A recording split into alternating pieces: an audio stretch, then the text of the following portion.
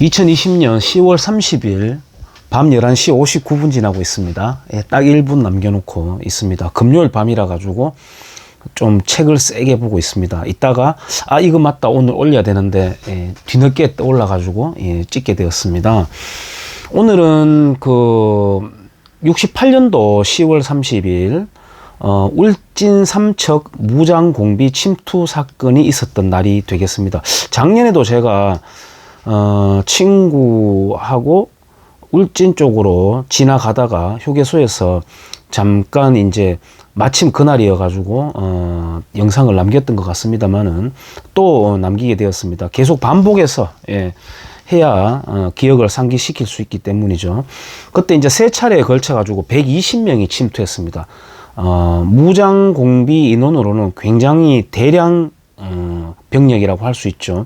원래 그전에는 녹음기를 틈타 가지고 소수의 무장 공비를 내려보내는 식으로 하다가 그때를 기점으로 이제 모택동식의 전술 응용 이른바 도시 주변을 이제 에다가 거점을 확보를 하고 이제 이를테면 해방구라고 하죠.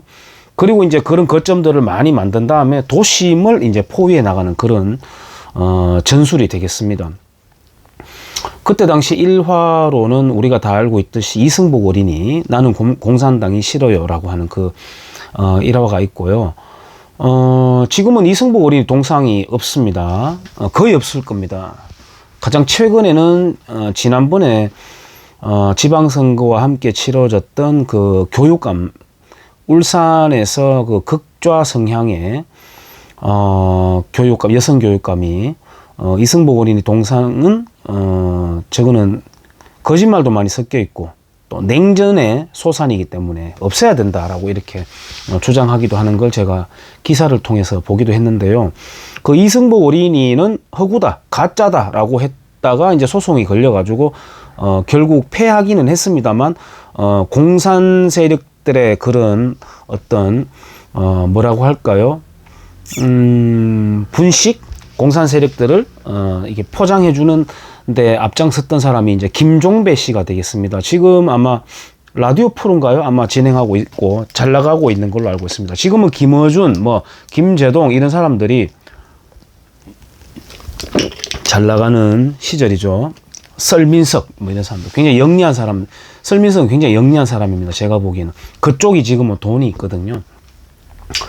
지금 68년도 이야기를 말씀드리지만은 김신조 사건이 있었죠. 원래 그 앞에는 31명, 31명이 이제 청와대를 급습하러 내려왔었죠. 그게 이제 실패를 하고 난 뒤에 푸에블로호라고 하는 정보를 위한 미국의 군함이 이제 피랍이 되고요. 그리고 아까 말씀드렸듯이 이제 울진 삼척 대량 무장 공비가 있었는데 그 전에 통혁당 사건, 그러니까 남한 내에서의 자생적 또는 지령을 받은 또는이 아니고 지령을 받았죠. 그래서 남한 내에서의 자생적인 국가 체제 전복 단체가 이제 만들어져 있다가 활동하다가 결정적인 시기를 노리고 있다가 이제 그게 들통이 나가지고 통역당이 이제 밝혀지게 되는 그런 아주 숨막히게 이제 진행되는, 그러니까 그림이 나오죠. 북한에서도 내려오고 이 남한에서도 지하당이 만들어져서 이제 동시다발적으로 하려고 했던 겁니다. 우리나라를 잡아뜨리려고 했던 거죠. 그리고 몇 해 지나가지고 이제 유신 발표가 나죠. 72년도에. 저는 신의 한 수라고 단언합니다. 그리고 75년도에는 베트남 전쟁이 이제 긴 시간을 끝으로 이제 공산화가 됩니다. 베트남이 공산화가 되고 캄보디아도 이어서 이제 공산화가 되고, 물론 캄보디아가 공산화되는 과정에서 베트남이 개입을 해서 들어가는데 중공이 베트남을 혼내로 이제 들어왔다가 오히려 베트남한테 패하고 나가면서 정신 승리하게 되는 그런 사건도 있습니다만은, 베트남이 이제 공산화될 때 베트남에 이제 머무르고 있던 우리 한국 사람들 끝까지 한 명이라도 이제 탈출시키기 위해 가지고 고군분투하다가 잡혀버린, 포로가 되어버린 사람이 있습니다. 3명이 있었는데 그 중에서 그러니까 주월 공사죠. 이대용이라고 하는 분이 있습니다. 이대용이라고 하는 분이 있는데요. 6.25와 베트남전 두 사선을 넘다라고 하는 마지막 주월 공사 이대용. 요 책이 있습니다. 이대용 공사라고 하는 책이 있는데, 이대용이라고 하는 분은 레전드입니다. 1925년에 황해도 금천 출생이고요. 육군사관학교 7기생입니다. 이분이 이제 춘천전투는 굉장한 전투였죠. 춘천전투를 없었더라면 이제 서울은 너무나도 쉽게 넘어갔을 테고, 춘천전투는 부산 동해안으로 따라 쭉 내려오는 부산으로 내려가는 그런 루트가 되겠습니다. 그걸 이제 막아버리는, 그러니까 북한 공산군이 계획에 심각한 차질을 빚게 한 그런 전투가 되겠는데요. 거기에 또 공로를 세운 분이고요. 이제 이분이 이제 군인이었는데 베트남에 우리 공사관으로 이제 활동을 했었는데요. 이분이 이제 거기에서 억류가 되면서 그 베트남의 그 공산주의자들의 신문을 받게 되고, 그 다음에 노동당 3호 청사 요원들 이렇게 소개되는 부분이 있거든요. 총 7회에 걸쳐 가지고 계속해서 회유, 협박, 또 누님의 어떤 편지, 소개, 누님이 잘 지내고 있는지 궁금하지 않느냐, 이런 감성적으로 또 접근하기도 하고 하면서 계속해서 이제 북한으로 가기를 이제 계속 이제 받게 됩니다. 근데 이제 이분은 이때까지는 아직도 몰랐고, 나중에 북한에서 간부 한 명이 우리 한국으로 남한으로 귀순을 하게 되는데, 그 사람을 통해서 들은 바 이대용 공사가 오게 되면은 선전관으로 목적으로 쓰여지게 될 것이다. 그리고 이 사람이 머무를 장소까지도 다 준비가 되었다. 이런 이야기들 나오는데요. 이분이 이제 수차례에 걸쳐 가지고 회유를 받으면서 보였던 이런 내용들을 읽어보면 굉장히 용감한 사람입니다. 굉장히 용감하고 죽음을 앞두고도 초연하면서 확고한 그런 국가관을 갖고 있는 사람인데요. 이분과 아까 말씀드린 통역당의 신영복을 교환하려고 하는 공작이 있었던 겁니다. 이분도 그때까지는 모르고 있었는데, 그것은 월간조선 2018년 5월호에 보면은 아주 자세하게 잘 취재가 되어 가지고 나옵니다. 이런 문서가 있어요. 월간조선 2018년 5월호 보면은 잘 나와 있으니까요. 아마 중고로도 좀 돌아다니지 않을까요? 한번 보시면은 될 것 같고요. 이게 이 신영복이를 죽이지 않았죠. 사형을 시켰어야 되는데, 신영복에 대한 탄원서가 서울대 교수들을 이제 대표해서 막 들어오고, 당시에 이제 어느 정도 국민 통합 차원, 글쎄요, 박정희를 독재자다 이렇게 김일성, 김정일, 김정은보다 더 미워하지 않습니까? 우리나라 좌익들은. 만약에 박정희가 그렇게 무서운 군사 독재자였다면 남한의 피바람이 안 불었겠습니까? 걸리는 대로 닥치는 대로 다 죽였을 거죠. 근데 신영복이가 이제 풀려나게 됩니다. 풀려나게 돼 가지고 나중에 이제 성공회대를 중심으로 이제 성공회대는 좌익들의 캠프입니다. 활동을 하게 되고, 우리가 알고 있는 대표적인 사람, 젊은 사람 중에는 고민정, 김재동 이런 사람들이 이제 성공회대에서 신영복에게 사살을 받은 사람입니다. 세례를 받았다고 할까요? 성경적인 용어를 빌리자면. 그리고 이제 신영복이가 더불어 숲이라고 하는 프로그램을 운영을 했고요. 네이밍 전문가 실력이 있다 그래요. 손혜원 씨, 그 목포에 투기 의혹을 갖고 있던 그 의혹이 아니라 거의 사실관계를 들어보면 확정적이라고 저는 보는데요. 그 손혜원 씨가 이제 더불어 숲이라고 하는 데서 용어 모티브를 따가지고 더불어민주당이라고 하는 용어를 만든 겁니다. 그래서 더불어민주당의 용어는 명칭 자체가 간첩 신용복의 말이 거기에 들어가 있게 되는 겁니다. 그래서 지금 대한민국에는 건전한 좌파가 원래 없었지만은 더더욱 이들은 인민민주적인 성격을 보이는 정당이 되어 있다. 이름부터. 그리고 이제 통혁당의 주역이 이제 신영복, 김종태, 김진락, 또 뭐 박성준 이런 사람들 있죠. 박성준은 한명숙 씨의 남편이 되겠습니다.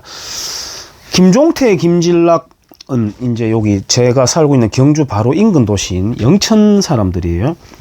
지금은 우리가 전라도 외절에, 광주 외절에 이렇게 이야기하지만은 대구 경부 새빨간 지역이었습니다.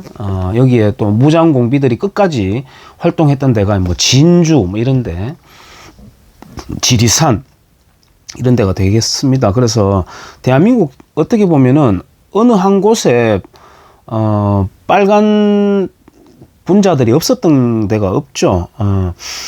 이 김진락이라고 하는 사람은 김종태의 조카가 되겠습니다. 김진락이 조카고 김종태가 작은아버지입니다. 어느 지식인의 죽음이라고 하는 김진락 씨의 옥중수기가 있습니다. 옥중수기가 있는데요. 이분은 이제 이 책은 당시 수사관들의 협박 또는 회유에 의해 가지고 나왔기 때문에 뭐 어떻다 이렇게 이야기하기도 하는데요. 글쎄요, 사형에 대한 두려움 또는 살 수 있을 거라고 하는 한낱 희망, 둘 다 있었다 하더라도 어쨌든 간절한 상황에서 썼는 내용이기 때문에 충분히 사료로는 가치가 있다고 생각을 합니다. 뭐 여기에서 보면은 김일성이가 이렇다 할 6.25 전쟁 이후에 이제 자기가 이제 포섭이 되는 과정, 훈련이 되는 과정, 그 다음에 북한에 입국을 해가지고 전문적인 코치를 받는 과정, 또 내려와가지고 조직화하는 과정, 이런 내용들이 쫙 있는데요. 이런 내용이 있습니다. 과거 지하당은 박헌영의 이적 행위 때문에 모두 노출되고 전멸되어 버렸으며 4.19 같은 자연 발생적 혁명을 사회주의 혁명으로 발전시키지 못한 것은 민중을 지도하는 강력한 지하당이 없었기 때문이라는 것이다. 이거는 실제로 이제 김일성이가 했던 말이기도 합니다. 그러면 결정적 시기란 뭐냐 하면 세 가지로 상정할 수 있다. 남한 자체에 의하여 혁명이 성공하는 경우로 인민봉기, 무장폭동, 쿠데타 등에 의하여 정부를 전복하고 정권을 장악하게 되는 경우를 총칭하며 월남사태와 같은 내전사태도 포함된다는 것. 북괴와 한국이 전쟁 상태에 들어가는 경우는 당연히 결정적 시기가 된다는 것. 이때 남한의 지하당이 만을 가지고는 안 된다.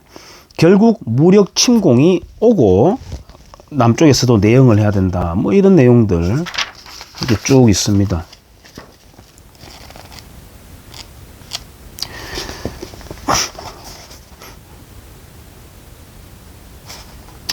권력이란 언제나 조직화된 소수자의 것이며 다수자의 소유물은 아니다.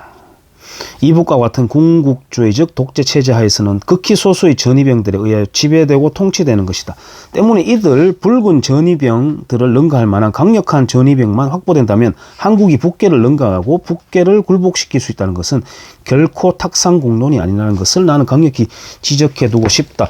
박근혜 정권 때 아마 이런 레짐 체인지가 계획되어 있었다고 제가 어렴풋이 어디서 본 것 같습니다. 이병호인가요? 당시 국정원장. 그 기드온의 스파이 번역했던 분인 걸로 제가 알고 있습니다만은 그런 주제는 제가 나중에 혹시나 보고 영상으로 한번 남겨볼 건데요. 이런 목적으로 만들어졌던 통혁당 사건. 그래서 이분은 이제 사형을 당했어요. 김진락 씨는 사형을 당했는데 지금은 글쎄요, 지하당이 필요가 있을까요? 이석기 같은 자들이 이제 이런 통역당 사건과 유사한 행태에 일을 벌이려고 했던 자인데 지금은 김신조라든지 울진 삼척 무장공비라든지 그런 거 내려올 필요가 있을까요? 지하당도 필요가 있을까요? 그런 신영복을 지난번 평창 동계올림픽에서 존경한다고 그 백정혈통 3대 백정혈통 김정은 여동생 김여저의 앞에 뒤에 앉혀놓고 공식적으로 마이크 붙잡고 사상가로서 신영복을 존경한다고 했던 자가 문재앙입니다. 예, 놀랍게도 대한민국 대통령직을 맡고 있죠. 그리고 중수로 원자력인 그러니까 핵무기로 전환할 수도 있고 우리나라 에너지 안보도 책임지고 있는 월성 원자력, 그 김일성이 때부터 그렇게도 없애고 싶어 했던 월성 원자력을 없애려고 하고 있죠. 그러니까 무장공비, 그 다음에 지하당 그런 거 필요 없이도 권력을 잡고 없애나가고 있습니다. 예. 대깨문들이 있는 실체를 저도 봤는데요. 깜짝 놀랄 일이고 약간 슬픈 일인데 그들은 과연 문재앙이의 실체를 다 알고나 있을까? 알고도 혹시 지지할까? 이런 생각이 들고요. 그런 이제 숨막히는 일련의 사건들을 뒤로 이제 마지막에 76년도에 판문점 도끼 만행 사건이 있었고 79년도에 박정희가 얼마 전에 이제 10월 26일이죠. 김재규의 총탄에 의해서 이제 사망하게 됩니다. 그 뒤에 이어서 광주 5.18이 이제 터지는 거죠. 80년도에. 광주 5.18 전에 부마 사태가 있었습니다. 저는 부마 사태 굉장히 의심하고 있습니다. 부마 사태 그 다음이 사북 탄광 사태가 있었습니다. 사북 탄광 사태하고 광주 5.18은 굉장히 유사성을 보입니다. 경찰서를 습격해서 죽이고 무기를 확보하고 그 지역을 거점화 이제 이를테면 이른바 이제 해방구로 만들어내고 근데 이제 사북 탄광 사태는 왜 시들어 버렸느냐? 김대중이라고 하는 인물, 그 다음에 전두환이가 우리를 다 죽인다고 하는 그런 안티태제와 김대중이라고 하는 태제가 없었던 거죠.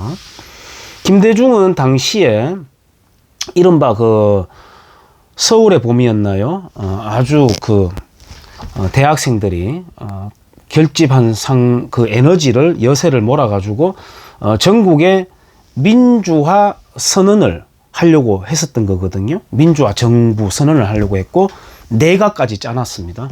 그게 이희호 여사의 가방에 집어넣는 걸 이제 들통이 나가지고 잡아내는 남산 더 비하인드 스토리의 그런 기록들이 남아 있습니다. 물론 또 그런 이야기 좌익들이 들으면 거짓말이다 또 이렇게 이야기하겠죠. 우리 김대중 선상님이 그럴 리가 없어. 예. 그들이 말하는 민주화라는 게 바로 공산화를 말하는 겁니다. 공산주의자들은 절대로 공산화한다는 말 안 해요. 레닌부터도 안 했고요. 지금 중국에서는 공산당이 있죠. 중공. 일본에도 공산당이 있습니다. 공식적으로. 하지만 이 한반도에서는 그리고 과거 소련 1917년 볼셰비키 터뜨릴 때부터 공산화한다는 말을 쓰지 않았습니다. 민주화한다고 말했습니다. 그리고 북한 지역에 공산화를 할 때에도 민주정부를 만든다. 그리고 그 안티테제로서 친일파를 소탕한다. 그리고 사람들에게는 우리는 민족주의자들이다. 이렇게 해가지고 이제 민족이라고 하는 허구의 말, 민주주의라고 하는 허구의 말을 이제 가면을 쓰고 공산화를 했던 것이죠. 지금 대한민국에서도 공산주의자들이 민중민주주의 또 진보적 민주주의 이런 용어를 갖다 붙이다가 지금은 그냥 민주주의라는 말을 써요. 앞에 자유민주주의라는 말을 절대로 쓰지 않습니다. 청와대발 헌법 개정안에서 자유를 삭제하려고 하다가 이제 무산이 됐지만 교과서에서 다 없애고 있으니까 이미 민주화, 그러니까 인민민주화 교육이 학교에서부터, 그러니까 아래에서부터 빌드업, 후방 빌드업, 축구에서 쓰는 용어인데 되고 있는 거고 최고 권력 수뇌부에서 저는 남노당이라고 봅니다. 이런저런 말 돌릴 거 없습니다. 핵심을 말해줘야 됩니다. 남노당 잔존 세력들입니다. 그들의 전신은 남노당입니다. 북노당의 지령을 받는, 북노당은 스탈린의 지령을 받는, 이거 이외에는 설명할 길이 지금 없습니다. 그 혈통들이 지금 대한민국을 잡고 있습니다. 그러면 누가 그러겠죠? 야, 시골 사부야. 그럼 우리나라 공산화 되고 있다는 거네. 그러면 칼 들고 나가야지. 국민들이 호응이 있어야죠. 지금은 선거를 하는 나라입니다. 투표권 하나가 미사일하고 똑같다니까요. 그들의 실체를 모르니까 40%의 콘크리트 지지층이 있는 거죠. 그 40% 중에서는 공산주의 성향을 갖고 있는 사람들도 저는 다수 있다고 생각합니다. 그러니까 그렇게 안 깨지고 있는 것이죠. 조금만 이상하다고 보면은 한없이 이상해 보이는 게 문장인데 이제 실체를 모르고 있는 것이죠. 좀 길어졌는지 모르겠습니다. 짧으면 듣는 사람이나 말하는 저나 양쪽 다 쉬울 텐데 아무래도 책 소개라든지 여러 가지 이제 정황들을 같이 설명을 해야 되다 보니까 영상이 본의 아니게 좀 길어지는 것 같습니다.